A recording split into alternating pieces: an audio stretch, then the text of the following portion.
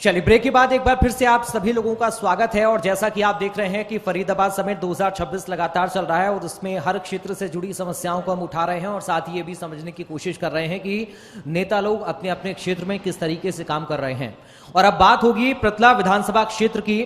मैं बुलाना चाहूंगा भारतीय जनता पार्टी के नेता विनोद भाटी जी को। जोरदार तालियां विनोद भाटी जी के लिए, जो कि पृथला विधानसभा क्षेत्र को लेकर काम कर रहे हैं। वहां पर किस तरह से जनता की उम्मीदों पर खरा उतर रहे हैं, किस तरह से बीजेपी के लिए काम कर रहे हैं, ये हम समझने की कोशिश करेंगे। महावीर गोयल जी को मैं मंच पर आमंत्रित करना चाहूंगा, जो कंसल्टिंग एडिटर हैं फरीदाबाद के इंडिया न्यूज हरियाणा की तरफ से। और इस पॉलिटिकल सेशन में हम विनोद भाटी जी से उनके कार्यों को लेकर बातचीत करेंगे। Mahavir ji, over to you. जी धन्यवाद पराग।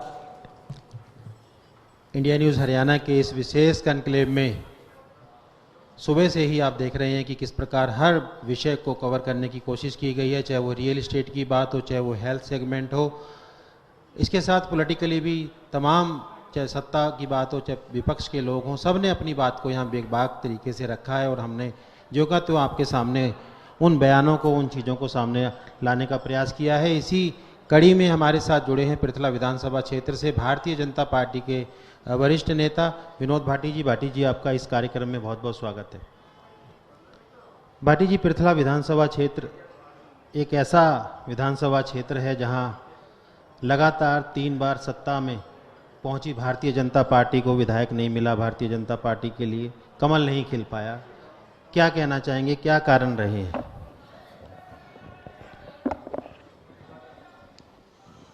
महावीर जी, पहले तो आपको इस सफल कॉन्क्लेव की बहुत बहुत शुभकामनाएं। Thank you to India news and all team.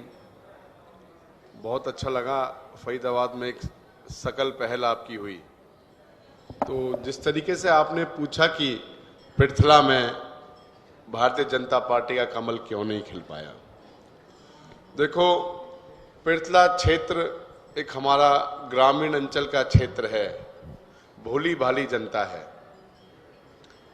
यहाँ हमेशा से, जब से पृथला विधानसभा बनी है, विपक्षी पार्टियों के प्रतिनिधि यहाँ बने, निर्दलीय प्रतिनिधि यहाँ बने,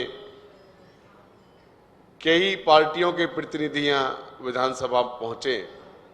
सभी ने पृथला की जनता को बरगलाने का, झूठे वादे करने का काम किया, जनता को बहकाया। लेकिन जब दोबारा चुनाव का समय आया तो जनता ने उन्हें नकार दिया।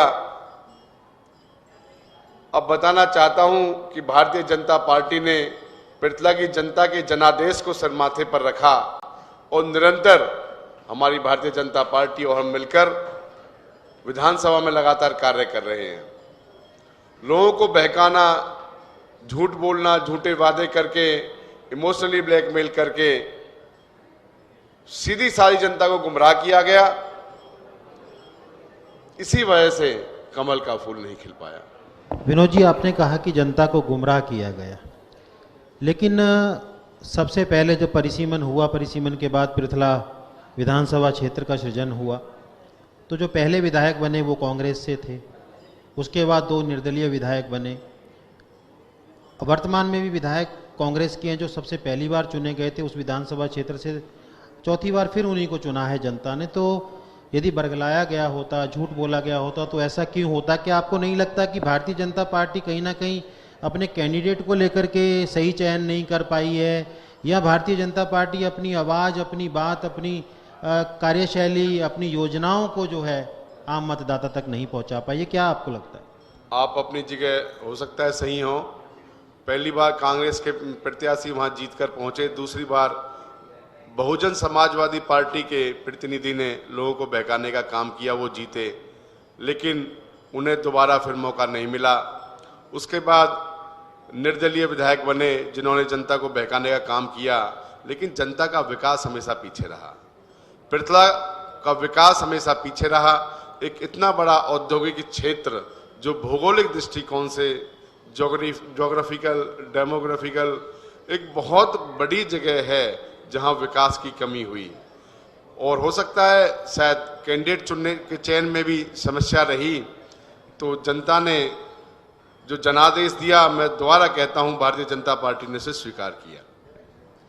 विनोद जी, यदि भारतीय जनता पार्टी आपको मौका देती है तो आपके जहन में क्या ऐसे योजनाएं हैं, क्या ऐसा विज़न है पृथला विधानसभा क्षेत्र को लेकर के जो आप करना चाहते हैं, जिसके ऊपर आप आगे बढ़ना चाहते हैं, क्षेत्र के लोगों को सुविधाएं आप देना चाहते हैं? क्या आपका प्लान है? देखो, मेरी प्लानिंग, सबसे पहले मैं आपको बताना चाहता हूं कि विनोद भाटी भारतीय जनता पार्टी के लिए इतना काम करेगा, इतनी मेहनत करेगा कि 100% कमल का फूल खिला के छोड़ेंगे, वादा करता हूं आपसे। यदि मुझे भारतीय जनता पार्टी से मौका मिलता है तो एक प्रॉपर एक गोल सेट जो हमने किया है पृथले में कमल खिलाने का, एक प्लानिंग के साथ, एक प्रॉपर ब्लूप्रिंट के साथ काम किया जाएगा। जनसाधारण की समस्याओं को लेकर काम किया जाएगा, विकास की नब्ज को पकड़कर काम किया जाएगा, नौजवान के रोजगार की बात करके काम किया जाएगा, दिनचर्या डेली की जो समस्याएं आती हैं, जल निकासी की, नाली की, रोड की, इन समस्याओं पे बात करके पूरे पृथला हलके का विनोद भाटी द्वारा, टीम वाई विनोद द्वारा आज भी मैपिंग की जा रही है। इलाके की हर समस्या मेरे पास क्लिक पे है, लैपटॉप पे मौजूद है। आज भी टीम विनोद जो है पृथला के हर गांव में जा रही है, हर घर में जा रही है, हर घर का सर्वे है कि इसके साथ क्या समस्या है, क्या फेस कर रहे हैं। हम अपने पृथले की जो आने वाला, मैं तो कहने जा रहा हूं कि आने वाला गुड़गांव समझो, बॉम्बे समझो, जेवर एयरपोर्ट के साथ लगता हुआ सबसे बड़ा क्षेत्र है। इसका विकास भारतीय जनता पार्टी का फूल जब खिलेगा तभी संभव हो पाएगा। विनोद जी, आपने कहा कि जनता को बहका लिया गया।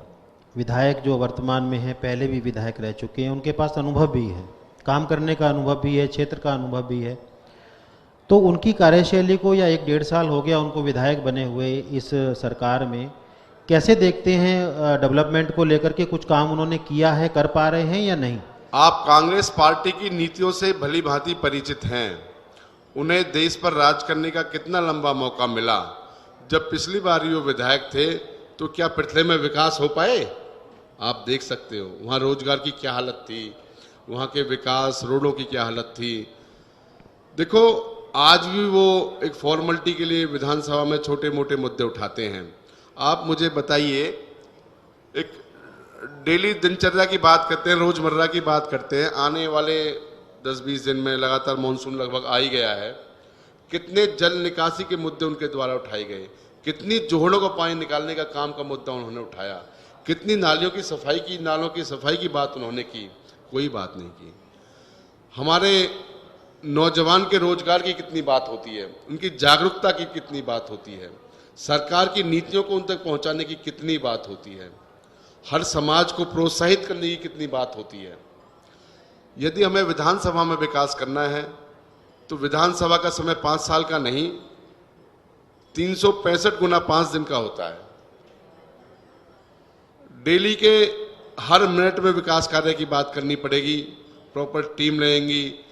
भारतीय जनता पार्टी के पास पूरा तंत्र है, आज सरकार है।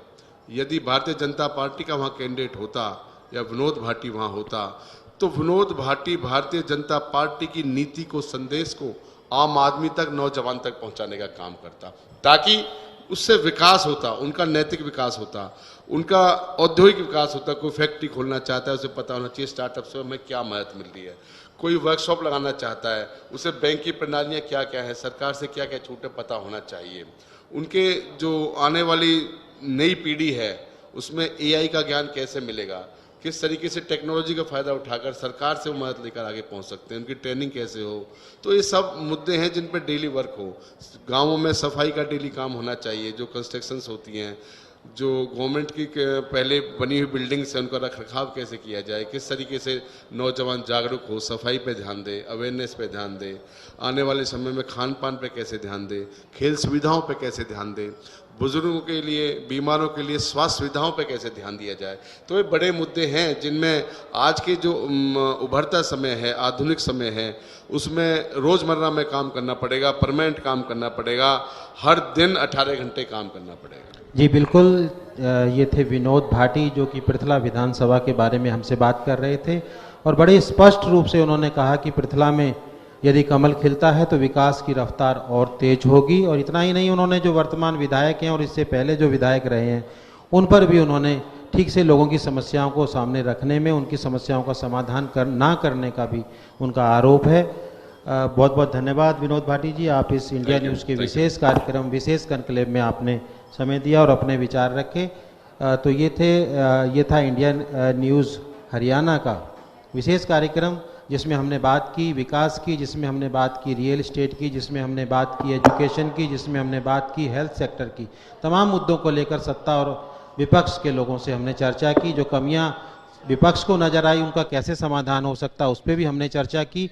जो सरकार काम कर रही है किस तरीके से वो काम रफ्तार पकड़ेंगे उस पर भी हमने चर्चा की। तमाम मुद्दों को इसमें शामिल करने का हमने प्रयास किया। नमस्कार।